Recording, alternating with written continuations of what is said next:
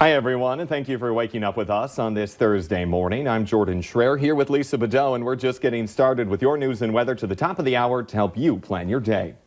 New this morning, a woman who uses a wheelchair is recovering from injuries after being hit by a car. That crash happened last night right around 10 in front of the Ramada Inn on 13th Avenue South in Fargo.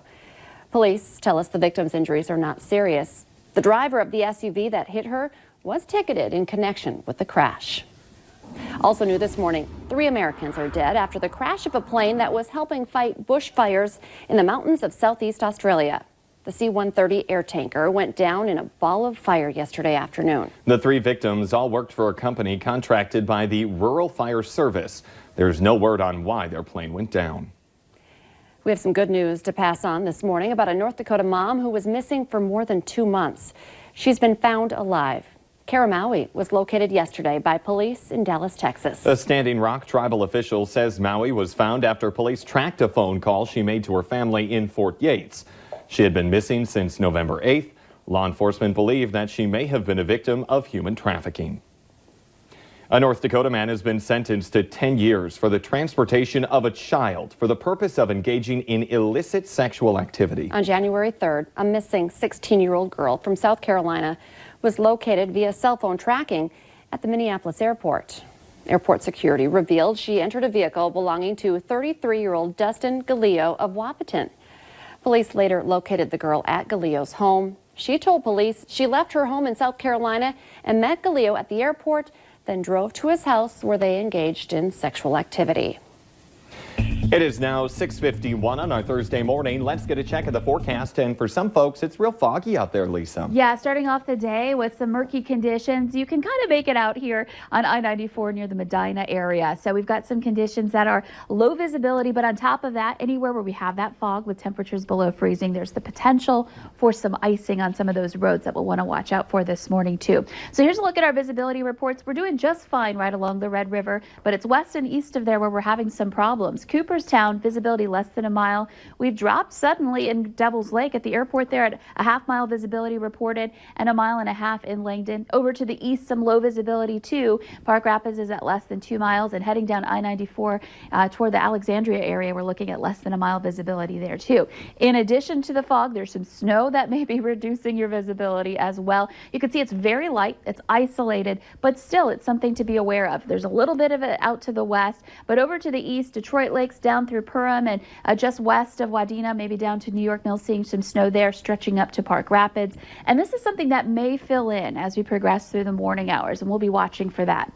Temperatures are ranging anywhere from the upper teens to the upper 20s, so at least we're mild in the valley. We're going to see those temperatures continue to be on the mild side. The wind just a little bit brisk. We're seeing wind out of the north, and some of us into the teens to about 20 miles per hour. So a little bit of wind out there, but still not too bad at this point in time. So here's a look at our hour-by-hour planner. Again, we have that chance for some spotty sprinkles, maybe a little bit of freezing drizzle and some snow here this morning. You could see our forecast model indicating it kind of fills in more and more in the southern end of the valley. Fargo will be right on the edge of this, but definitely south of Fargo, that's where our risk for snow and perhaps even accumulating snow is greatest. Heading northward, we see that drop off from there. Through the day, temperatures stay basically in the same range. We'll be in that 20 to 30 degree range, and then tonight we'll see those numbers drop a little bit as that snow starts to move out.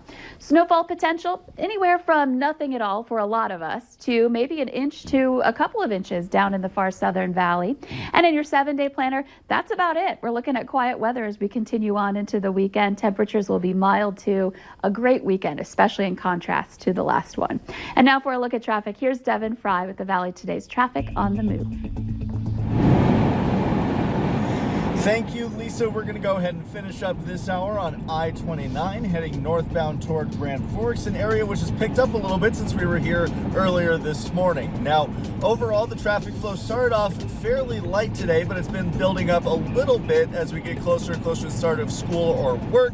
It's really not causing any delays, though. You can see here on I-29, though it is getting busier, everything is moving pretty freely. There's plenty of room around the vehicles, and everyone's going about the speed limit here, so shouldn't really be a factor too much for your morning commute. Now, one thing that might be a factor are the slick roads. It might be a little bit warmer outside, but the slick conditions haven't gone anywhere. It's still pretty slick no matter where you go. And there are also some intersections with areas of built up snow, making it harder to turn or even come to a complete stop. Areas including, there were a bunch we passed on Main Avenue, and there was one on 45th Street, areas like that. So just be sure to be aware of your surroundings. Give yourself plenty of time when you make your way out the door and arrive to your destination safely. We're going to keep checking out the roadways in the next hour on the Fargo CW, but for now, for your traffic on the move, I'm Devin Fry.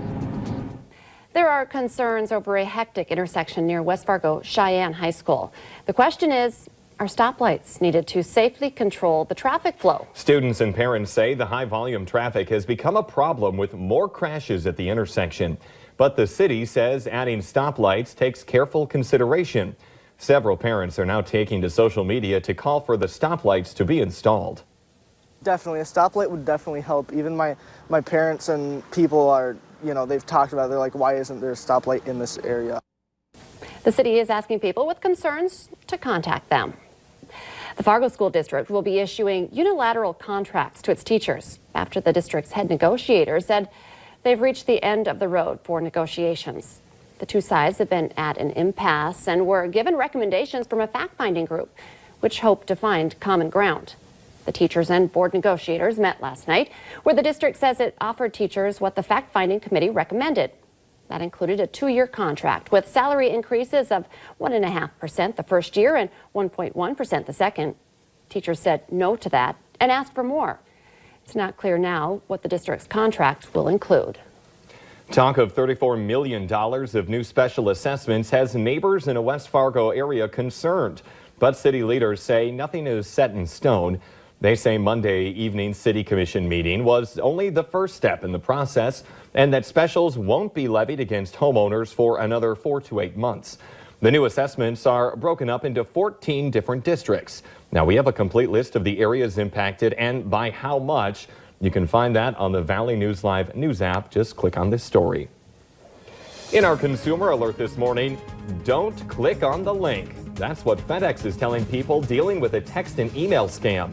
The shipping retailer says people are reporting that they're receiving text and emails that appear to be from FedEx. The messages alert them that they have a package and gives a link. But FedEx says the messages are not from them. It's advising you to delete suspicious messages without opening them. FedEx also says people should report the emails and text messages to them using the email abuse@fedex.com. A situation can turn scary in the blink of an eye, and that's why it's important to know what to do to protect yourself. And to help us is the Valley Today's Abby Furchner. She joins us live from MPX Fitness this morning. Good morning, Abby. Yeah, good morning, Lisa and Jordan. I'm here with Mariah Persha with MPX Fitness, and what I love about your self-defense classes is it's really realistic versions of what could actually happen, and that's why we're showing this demonstration right now. Well, and that's the key thing is if you are with a stranger, right, the likelihood if it's male, female, is probably going to go down to the ground. So people won't have a bubble when it comes to the class because this is a realistic situation that they may face. So what we have right now is we have Naomi and Lana down on the ground. And when you're in this ground situation, Naomi has an advantage in regards to different weapons that she could use, from striking, throwing elbows, to basically a choke that she could also reach for. So Lana wants to bring her in nice and close, tight to her body. So she's going to buck up in the air, pull her in. At that point, she's going to trap her arm and her leg. And at this point, she's going to roll. So she's basically transitioning to top position. Go ahead, Lana. Transition and roll. So that now she's in an optimal position. Wow. So those are some of the key things is we go through the ground, we go through standing, we go through the boundary setting and situational awareness, which are all key components. Yeah. And like I said, if anybody has ever experienced trauma too, we make sure that we talk about that in the class. I've had women who have experienced it where it might trigger something. So we make sure that we talk at each component. If you feel uncomfortable, at any point you can sit off to the side or we have a little discussion off to the side. Yeah, I think that is so important too because, you know, likelihood of going to the ground is, like you said, is very realistic. And once you're on your back, it's kind of like, oh no, what do I do? But I also want to talk about this Saturday, you are having your self-defense class, and next Saturday too as well out in Castleton. And we'll have all that information up on valleynewslive.com because it's an important topic. I know it's hard to picture yourself in a situation like this, but it can happen in any moment. So super important conversation. Abby Furchner reporting live for us this morning. Thank you. Let's get the answer now to our question of the morning on Facebook. That question, we throw away 92% of these without ever using them. The answer? Instructions. I don't throw them away. I stick them in a drawer and never look at them again. Yeah, what do you need them for? I can throw it together. So when we're looking at our forecast. Yeah, we're looking at some conditions that might be a little tough for some of us this morning. There are some places with low visibility. You can see some snow's been trying to develop in the Southern Valley, especially in Lakes Country. So watch out for that. That might continue to develop as we head through the morning, and you could see a lot of places reporting low visibility. Temperatures, though, remain mild today. The Today Show and CBS This Morning are just about to start, but the Valley Today rolls on. Join us right now on the Fargo CW.